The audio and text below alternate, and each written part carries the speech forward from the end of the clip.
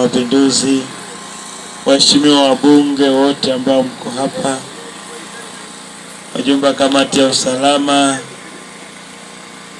natambua uwepo wa mheshimiwa mwenyekiti wa halmashauri yetu akiambatana na waheshimiwa madiwani, wakuu wa idara na vitengo mkiongozwa na mkurugenzi mtendaji, viongozi mbalimbali wa chama na serikali ambao tuko hapa, lakini kiupekee sana wananchi wa Didim ambao mko hapa. Mheshimiwa mkuu wa wilaya ya Mbulu, Mwenge wa Uhuru umefika katika mradi wetu, umepokea taarifa na umekagua mradi wetu. Mradi wetu ni usambazaji wa maji katika kanda karibu na wananchi. Mradi mkubwa upo sasa, naendelea kusambaza maji katika maeneo ya karibu na wananchi. Awali ya yote tunamshukuru Mheshimiwa Daktari Samia Suluhu Hassan, Rais wa Jamhuri ya Muungano wa Tanzania, kwa jinsi ambavyo anaendelea kuboresha sekta ya maji, iwe kijijini, iwe mjini.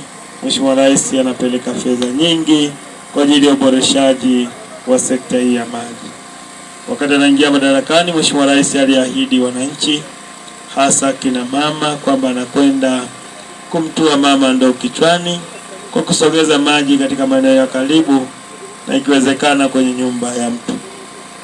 Leo tumekuja kushuhudia hapa fedha nyingi zikiletwa na usambazaji wa maji kupeleka kwa wananchi hana katika maeneo ya karibu, na wengine wanapeleka katika nyumba zao ukifanyika katika eneo letu hili.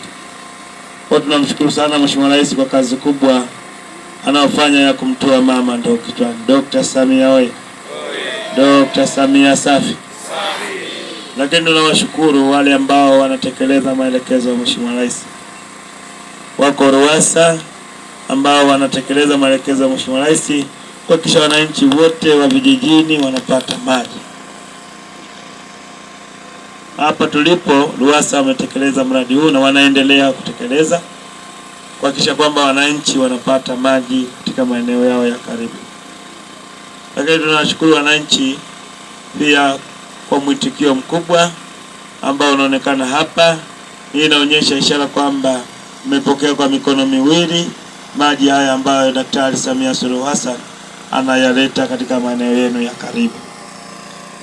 Mheshimiwa mkuu wa wilaya ya Mbulu, niseme tu kwamba Mwenge wa Uhuru umefurahishwa sana na usambazaji wa maji kwenda kwa maeneo ya watu, kwani maji ni uhai, na Mwenge wa Uhuru uko tayari kufungua usambazaji wa maji na uko tayari kumtoa mama ndoo kichwani kupitia DP ambayo iko hapa sasa.